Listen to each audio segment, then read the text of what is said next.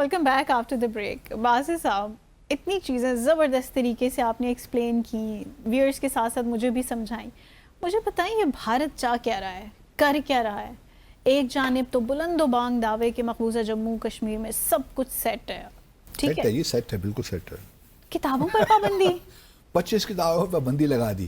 اتنا سیٹ ہے سب کچھ, اتنا سیٹ ہے. اور کہتے ہیں جی تمام حالات بہتر ہو گئے ہیں 5 اگست 2019 کے بعد. کیا زبردست کام ہو گیا ہے. بالکل میریکل کر دیا ہم نے اس وادی میں. 4 دن پہلے 25 کے کشمیر کی جو ریلیٹڈ کتابیں ہیں, جس بڑے بڑے نامی گرامی لوگ ہیں, اے جی نورانی ہیں, اروندھتا رائے ہیں, پھر جو ہیں وکٹوریہ اسکوفیلڈ ہیں, بڑے زبردست کتابیں انہوں نے لکھی ہوئی ہیں کشمیر پہ. مولانا مودودی کی کتاب بھی ہے, وہ تو خیر الجہاد کے بارے میں ہے, لیکن ان کی تو کشمیر کے بارے میں ہے نا. اب بھارت کا یہ کہنا ہے, بلکہ جو لیفٹیننٹ گورنر ہیں جو ہیں کیا نام, منوج سنہا, ان کا کہنا یہ ہے کہ جو 25 کتابیں جو بین کی ہیں یہ سارا ٹیررزم اور وائلنس کو پروموٹ کرتی ہیں, تو اس وجہ سے ہم ان کو اجازت نہیں دے سکتے. اب اس زمانے میں یار کتابیں بین کرنا عقل سے آری والی بات ہے. ریلی میں کہنا تو نہیں چاہتا, لیکن پریکٹیکلی پاسبل بھی نہیں ہے, اور یہ کوئی نئی کتابیں بھی نہیں ہیں. ہر ایک گھر میں موجود ہوگی یہ کتاب جب مقبوضہ جموں اور کشمیر میں. تو اس قسم کے اقدامات لینا بذات خود اس بات کی عکاسی کرتا ہے کہ بھارت کتنا اس وقت پریشان ہے مقبوضہ جموں اور کشمیر کی صورتحال میں. دیکھیے نا, ایک طرف تو یہ پہلگام کے واقعے کی بات کر رہے ہیں, بلکہ 5 اگست کو اس سال, ابھی 3-4 دن پہلے ہی, ستیہ پال ملک جو ہیں, جو کہ مقبوضہ جموں اور کشمیر کے گورنر تھے, یہ اگست 2018 سے اور اکتوبر 2019 تک, یہ ستیہ پال ملک جو ہے نا, یہ چونکہ گورنر تھے پلوامہ کے واقعے کے جب ہوا تھا نا 14 فروری 2019 کو, تو اس وقت یہ گورنر تھے. اس وقت تو جو ہے جو آرٹیکل 370 ہے اس کو نہیں ہٹایا گیا تھا نا, تو اس وقت یہ گورنر تھے. تو پلوامہ کے واقعے ہو گیا, پھر اگست میں یہ ڈیسیشن ہو گیا, پھر اکتوبر کو ان کو ہٹا دیا گیا کیونکہ ہی واز فیلنگ ریسٹلیس, تو پھر نئے صاحب لیفٹیننٹ گورنر لگا دیا گیا. اچھا, انہوں نے جب یہ گورنر سے ہٹے تو انہوں نے ایک انٹرویو دیا, اور وہ انٹرویو بڑا زبردست تھا. ایک بھارت کا میڈیا ہی تھا ان کے آؤٹ لیٹ کو. انہوں نے کہا, پلوامہ کے واقعے کے بارے میں بتایا, اور انہوں نے یہ اشارے دیے کہ پلوامہ کا جو واقعہ تھا اس میں بھارت کے اندر سے ہی لوگ انوالو تھے. اس سے بڑا شور و شرابہ مچا, بلکہ یہ بڑے ایک زمانے میں بی جے پی کے کیونکہ ممبر ہیں نا, تو بڑے دوست بھی رہے ہیں یہ مودی صاحب کے, اور یہ پہلے بھی گورنر بھی رہے ہیں بہار میں, اڑیسہ میں, اور جگہوں پہ بھی رہے ہیں, گوا میں. تو ان کی کافی جو ہے سیاسی بڑا کریئر ہے.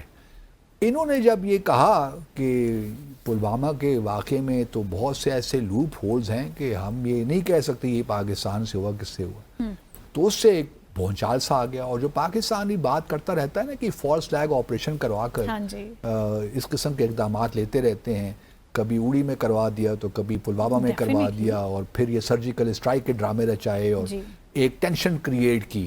اور یہ چونکہ ساری الیکٹرل پالیٹکس ہے, بی جے پی کا یہ ایک وتیرہ رہا ہے نا کہ اس قسم کے اقدامات کر فالس فلیگ چیزیں کر کے پاکستان کے ساتھ ٹینشنز کو بڑھائیں, اور پھر الیکشنز چونکہ ہوتے ہیں اراؤنڈ دا کارنر تو وہاں کیش کر لیتے ہیں. تو یہی واقعہ وہ ستیہ پال ملک نے اپنے انٹرویو میں یہی کہا کہ یہ بالکل اسی سے ہی جڑا ہوا تھا معاملہ. تو اب پاکستان کو تو کوئی شوق نہیں ہے نا کہ اس قسم کے واقعات کروا کر مودی صاحب کی ہیلپ کرے. ہمیں کیا ضرورت پڑی ہے کہ ہم مودی صاحب کی ہیلپ کریں. تو یہ اس قسم کے واقعات بھی ہوتے ہیں. اچھا, ابھی بھی دیکھیں جس طرح آپ نے کہا کہ جی بلند بانگ دعوے تو کہہ رہے ہیں کہ جی مقبوضہ جموں اور کشمیر میں حالات بڑے زبردست ہو گئے ہیں.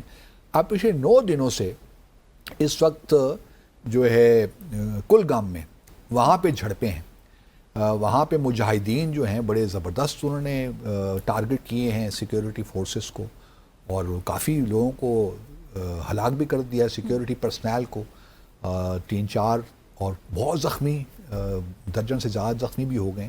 اب 9 دنوں سے اس کے باوجود کہ 8-9 لاکھ سیکیورٹی پرسنل موجود ہیں مقبوضہ جموں اور کشمیر میں, یہ 9 دنوں سے یہ جو انکاؤنٹر ہو رہا ہے, اور جو مجاہدین کر رہے ہیں وہ کنٹرول میں نہیں آ رہے.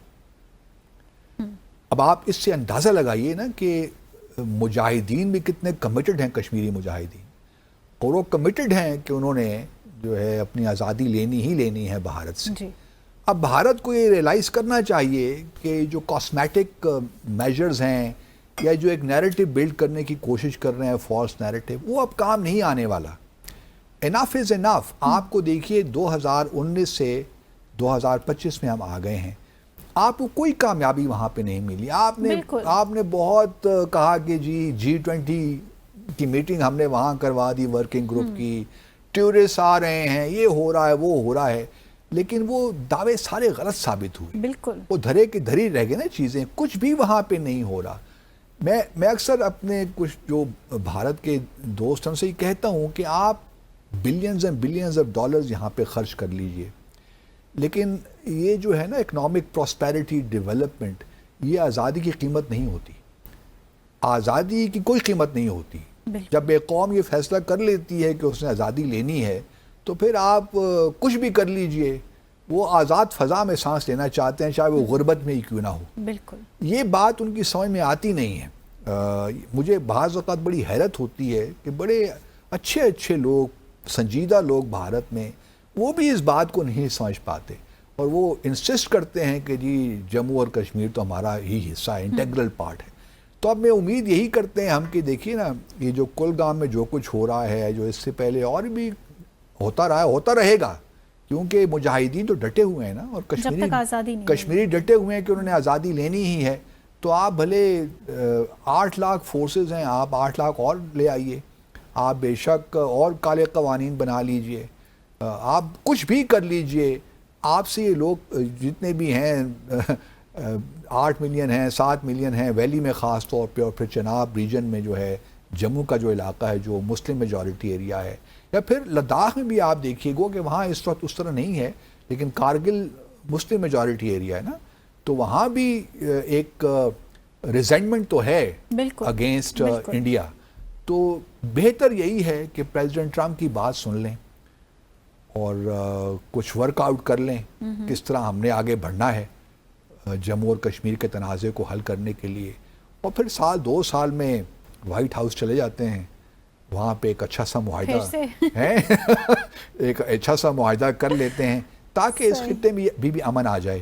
دیکھیں نا جنوبی ایشیا وہ بدقسمت خطہ ہے جہاں پہ list integrated, economically speaking list integrated region in the world. یہاں پہ جو باہمی تجارت ہے اس خطے میں, جنوبی ایشیا میں 4 سے 5% کے قریب ہے. یورپین یونین آپ چلے جائیے, آسیان چلے جائیے, آپ ساؤتھ امریکہ چلے جائیے, افریقہ چلے جائیے, وہاں انٹرا ریجنل جو ٹریڈ ہے خاص طور پہ آسیان میں اور یورپین یونین میں 30 سے 40% سے بھی زیادہ ہے. تو آپ اس سے اندازہ لگا سکتے ہیں کتنی اکنامک انٹیگریشن ہے. لیکن پاکستان کو تو کوئی فرق تو پڑتا ہے ہمیں بھی ایک لحاظ سے, لیکن ہمارا اس وقت اللہ تعالیٰ نے ہمیں بڑی زبردست لوکیشن دے رکھی ہے.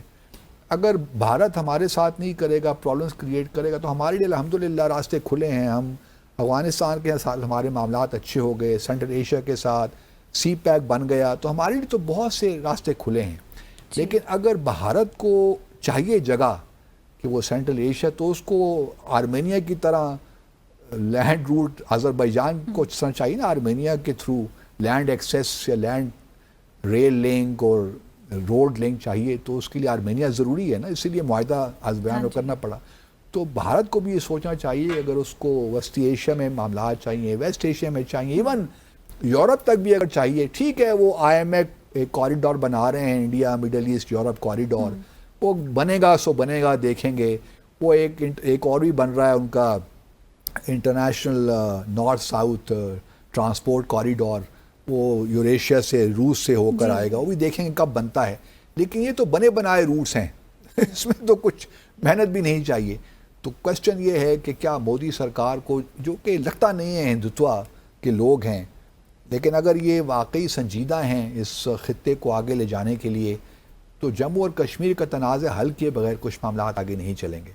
تو یہ اچھا موقع ہے, کچھ انسپریشن لیں آرمینیا اور آذربائیجان سے, اور رادر دین کہ اپنے آپ کو مزید الجھائیں, اور کوئی حاصل وصول کچھ نہیں ہے، کیونکہ پاکستان وہ پاکستان نہیں رہا. اور میں نے بلکہ مجھے بڑی خوشی ہوئی ہمارے جو D G I S P R کی اسٹیٹمنٹ دیکھ کر کہ اگلا جو بھی مارکا اور خدا نہ خواستہ ہوا تو اس میں شروعات یہ نہیں ہوگی کہ ہم کو انتظار کریں گے، پھر ہم ممکن ہے کہ جو مشرقی بھارت ہے آغاز وہاں سے ہو حالات کا.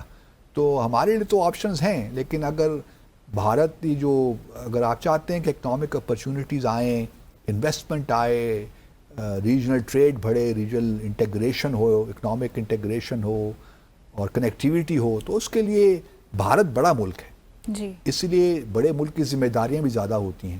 تو بھارت پہ ذمہ داری زیادہ ہے کہ وہ اس ملک اس خطے میں ایک امن کی فضا قائم کرے، اور تبھی ہو سکتا ہے جو وہ بلی کرنا چھوڑ دے یا ڈکٹیٹ کرنا چھوڑ دے یا جو تنازعات ہیں ان کو ایمیکیبلی حل کرے، تبھی یہ معاملات آگے بڑھیں دہانی گے نہیں ہے نا اس اب طرح پاکستان تو اس کیٹیگری سے نکل گیا جہاں وہ بلی کر سکتا ہو ہمیں. ہاں جی تو یہ بھارت کو بھارت یاد رکھنا چاہیے. اور آج بلکہ بھارت کے جو ایئر فورس کے چیف ہیں وہ پتہ نہیں کچھ کہہ رہے تھے کہ ہم نے اتنے جہاز گرا دیے، یہ کر دیا وہ کر دیا. اب یہ بہت لیٹ ہو گیا یہ تمام جو کلیم آپ کر رہے ہیں ان کی آپ کو گنجائش نہیں ہے. دنیا کو معلوم ہے کہ پاکستان نے کس طرح آپ کو نقصان پہنچایا ہے اور آپ نے کس حد تک پاکستان کو نقصان پہنچایا ہے. بالکل بالکل سچویشن بہت واضح ہے. تو ناظرین اس کے ساتھ ہی آج کے ڈیسائفر ود عبدالباسط کا وقت یہاں ختم ہو گیا ہے. آپ سے ملاقات ہوگی اب انشاءاللہ نیکسٹ ویک. ٹل دین ٹیک کیئر. اللہ حافظ.